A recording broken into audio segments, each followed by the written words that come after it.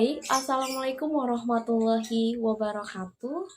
Perkenalkan, nama saya Aulia Anggraini, mahasiswa dari Pendidikan Guru Sekolah Dasar Angkatan 2020, Universitas Kuningan, kelas 1 PGSDB. Tujuan adanya video ini yaitu untuk memenuhi salah satu tugas mata kuliah pendidikan IPS yang diampun oleh Ibu Eli Hermawati SPD. Maka dari itu, saya mempunyai kesempatan untuk menjelaskan sedikit mengenai metode pembelajaran picture and picture. Ada 3 pembahasan yang saya akan bahas. Yang pertama, pengertian dari metode ini. Yang kedua, langkah-langkah. Yang ketiga, kekurangan dan kelebihan dari metode ini. Dan yang terakhir, pandangan saya menurut metode ini. Baik, pengertian dari metode pembelajaran ini yaitu suatu metode belajar yang menggunakan gambar dan dipasangkan atau diurutkan menjadi urutan yang logis. Model pembelajaran ini mengandalkan sebuah gambar sebagai media dalam proses pembelajaran. Gambar ini menjadi faktor utama dalam pembahasan materi, di mana seorang guru menggunakan alat bantu atau media gambar untuk menerangkan sebuah materi atau memfasilitasi siswa agar aktif belajar. Metode ini pula merupakan metode belajar yang kooperatif karena memiliki ciri-ciri, di antaranya aktif, inovatif, kreatif, serta menyenangkan ketika diterapkan.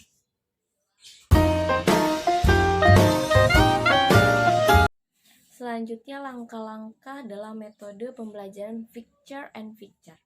Yang pertama, penyampaian kompetensi, di mana kompetensi dasar dari materi yang bersangkutan, serta mengukur sejauh mana siswa menguasai materi tersebut.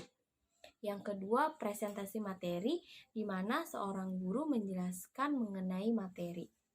Yang ketiga, penyajian gambar atau pemasangan gambar, di mana seorang guru menyajikan gambar di setiap penjelasan materi sehingga membuat siswa lebih aktif dan mengamati gambar yang ditunjukkan oleh guru tersebut, atau selain gambar bisa juga berupa video yang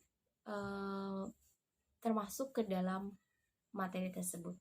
Yang keempat yaitu penjajakan, di mana seorang guru menanyakan alasan dasar dari pemikiran atau urutan tersebut. Itu penyajian kompetensi, di mana memberikan penekanan dari penyampaian kompetensi dasar. Serta yang terakhir yaitu penutup, di mana seorang guru dan seorang siswa berkomunikasi atas apa yang telah dicapai dari penyampaian materi tersebut.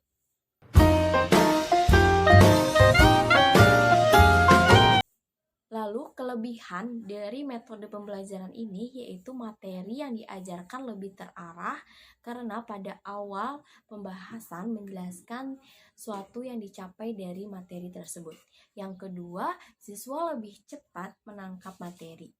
Yang ketiga, meningkatkan daya nalar dan daya pikir siswa.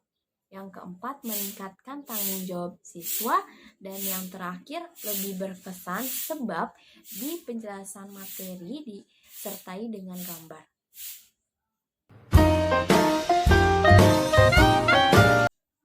Lalu, kekurangan dari metode ini yaitu sulit menentukan gambar yang bagus dan berkualitas untuk semua materi, dikarenakan semua materi belum tentu ada gambarnya di internet atau di buku atau di sumber-sumber lainnya, kecuali ketika seorang pendidik bisa menggambar, jadi lebih bisa memudahkan.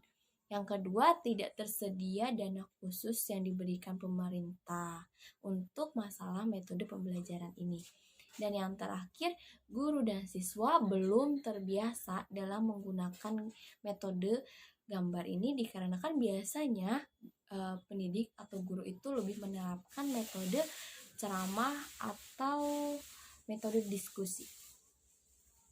Lalu, pandangan saya terhadap metode pembelajaran ini menurut saya sangat efektif sekali untuk dilakukan atau diterapkan oleh pendidik pada saat proses pembelajaran, khususnya pada tingkat SD, dikarenakan biasanya anak-anak itu lebih mudah mengerti atau lebih mudah menyerap ketika ada sesuatu alat untuk mengingat suatu hal.